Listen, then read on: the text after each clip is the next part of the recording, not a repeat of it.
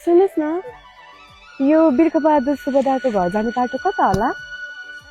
सदा त उहाँको घर जाने बाटो पारीबाट हो, तर आज चाहिँ त्यो बाटो यसो घुमेर तपाईँ हाम्रो दिलको बाटो हुँदै जानुपर्छ होइन त मिजु?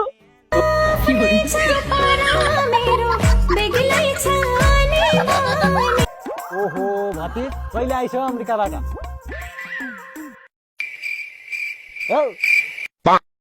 कहिले आइसो अमेरिकाबाट? म नेपाली बुझ्दैन, अङ्ग्रेजीमा बोल, अङ्ग्रेजीमा बोल।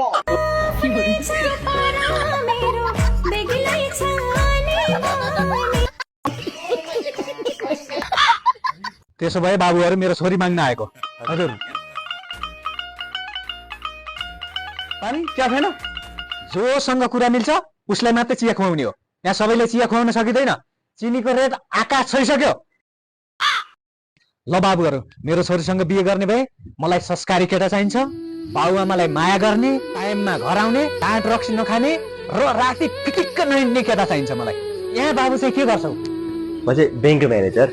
वाह, आई लाइक इट। अनि यता बाबुले चाहिँ कता कता देखे जस्तो लाग्यो। पक्कै पनि हाम्रो मन्दिरतिर भेटभाव हुनुपर्छ है बाबु? यत्र मन्दिर जाडा हातलमा राति ठमेलको डान्स गरेर भेट भएन बुढा।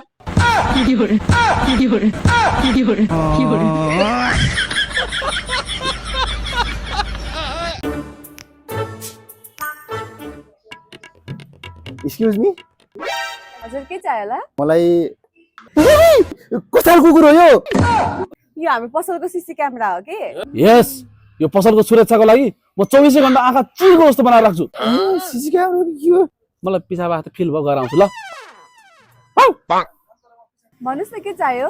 मलाई ऊ त्यो सस हेर्नु त। ऊ त के छ? ऊ यो के छ भन्नुभएको? ए ल कतिवटा चाहियो? अबि यहाँको चक्लेटको बटा है। मलाई के थाहा, चोर जस्तो दिनुभयो क्या तपाईँले मलाई? नपाए तपाईँ कुकुर सीसी क्यामेरा सोध्नु। Sorry sorry sorry. के भयो म्याम? के हुनु नि, यहाँको चक्लेटको बट्टै हरायो। ओखो, म पिछा गर्न गए बेला पर्यो, नत्र मेरो सुरक्षा त कडा थिएन है म्याम। एक्सक्युज मी, हजुर के चाहियो होला? ऊ त्यो हार्पिक हेरौँ न। ऊ त्यो कुन चाहिँ? म्याम चोर चोर अन्डा चोर। कहाँ चोर्नु? हेरेको हो के को अन्डा हो भनेर। के को अन्डा रे? बाख्राको अन्डा के को हुन्छ थाहा छैन, कुखुराको नि। म्याम फेरि पिछा भए जान्छु ल। फेरि के चाहियो होला? ऊ त्यो पछाडिको हेर्नु त। त्यो पिङ्कमा पनि छ, पिङ्क पनि छ। पिङ्क लानुहुन्छ कि ब्लूमा लाने छ? कुन चाहिँ लानु? अबि यहाँको पोटेटो चिप्स खोइ? मलाई के थाहा, मलाई चोर दोष लगाउनु खोज्नु भएको? अघि त यी थियो त।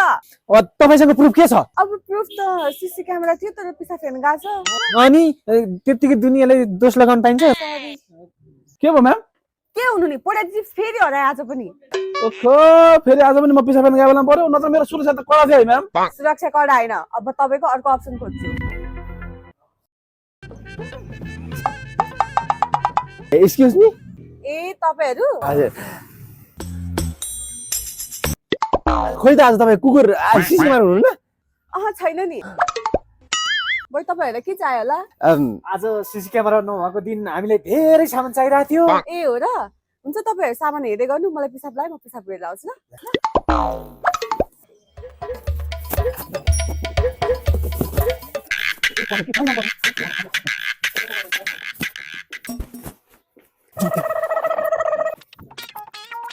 ल तपाईँहरूको 12,500 भयो है त। कसरी? हामी केही लगेकी छैन, सबै सामान यही छ।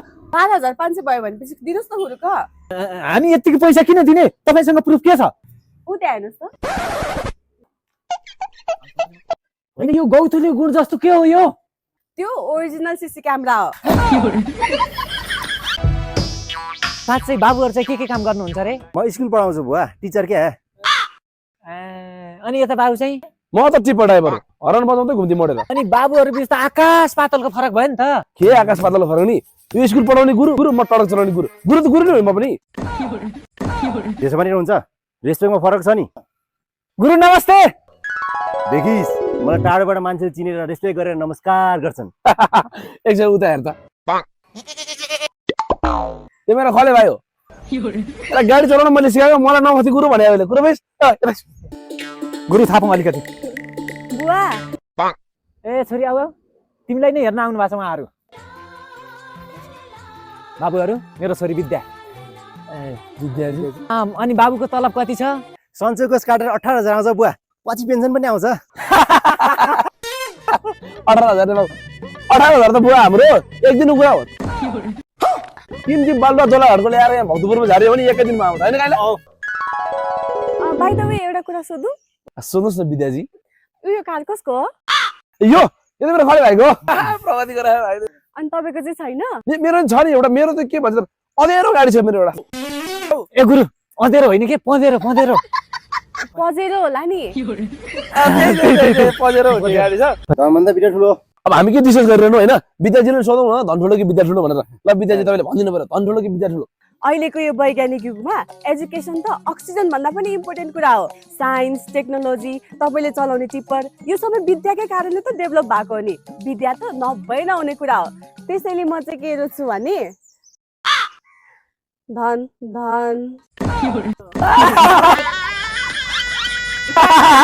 ल विद्याजीले धन ठुलो भन्नुभयो हैन आउनु त सँग गएर टिप हान्नु पर्यो नि अबदेखि त हैन आउनु त फुक्क साले जन्ती पठाएको मान्छे बेहुली उठाएर ल्याइस् त्यसै बाध्यता पर्यो के बाध्यता पर्यो त्यस्तो बेहुली नै उठाउनु पर्ने बाध्यता पर्यो भने सक्यो नि यार अझ यार भन्छ बाबुले बुवा जे हुनु भइसक्यो अब हजुरले स्वीकार्नु पर्यो के को स्वीकार्नु यसको पहिले नै एउटा स्वास्नी दुईटा बच्चा छ